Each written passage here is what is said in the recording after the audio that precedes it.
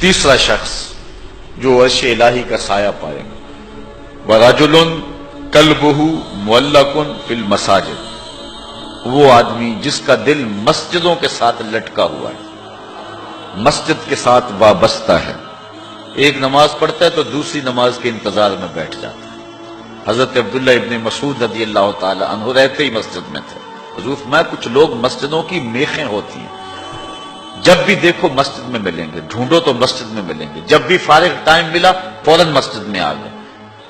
فرمایا اگر وہ بیمار پڑ جائیں اور مسجد کی حاضری سے قاصر ہو جائیں تو اللہ کے کچھ فرشتے ہیں جو ان کا حال پوچھنے کے لیے ان کے گھروں میں جاتے ہیں، ان کی تیمارداری کے لیے جاتے ہیں۔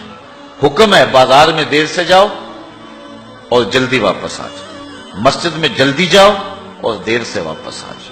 المومن فی المسجد کالسمک فی الماء والمنافق فی المسجد کالطائر فی القفص۔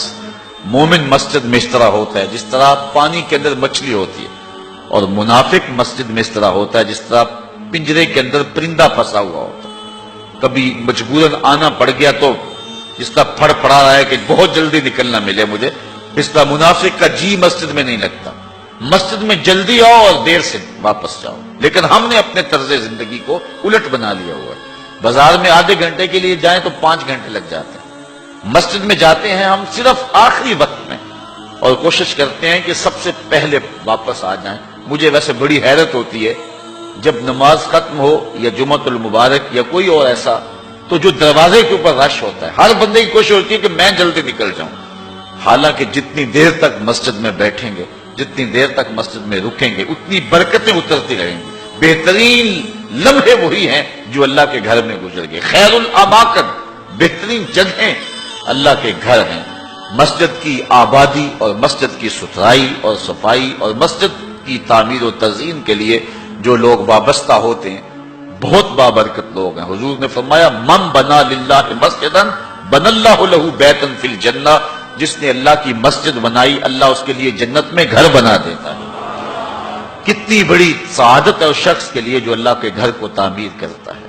لیکن صرف تعمیر ہی کافی نہیں، اس کی آبادی رنگ و روغن اور رنگوں کے مختلف انداز کے فانوسوں سے نہیں ہے، مسجد کی آبادی نمازیوں سے ہے۔ نمازی ہوں گے مسجد آباد ہوگی۔ مسجد تو بنا دی شب بھر میں ایمان کی حرارت والوں نے، من اپنا پرانا پاپی تھا برسوں میں نمازی بن نہ سکا۔ جو مسجدوں کو آباد رکھتے ہیں، جن کے دل مسجد کے ساتھ لگے رہتے ہیں۔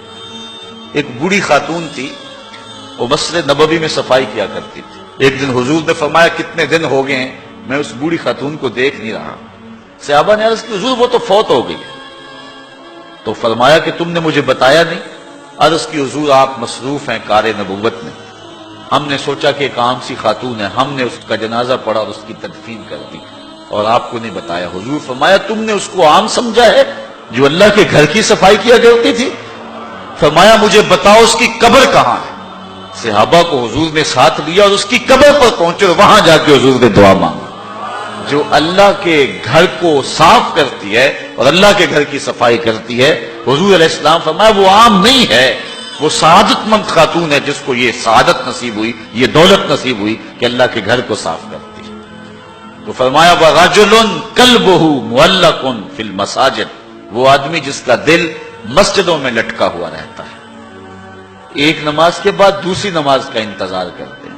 ایک روایت میں نے کہیں پڑھا ہے کہ جب کوئی بندہ ایک نماز کے بعد دوسری نماز کا انتظار کرتا ہے اور مسجد میں بیٹھا رہتا ہے، اللہ فرشتوں کو کہتا ہے دیکھو میرا بندہ نماز پڑھ لیا پھر بھی نہیں جا رہا، دوسری نماز کے انتظار میں ہے، تم گواہ ہو جاؤ میں نے اپنے بندے کی مغفرت فرما دی۔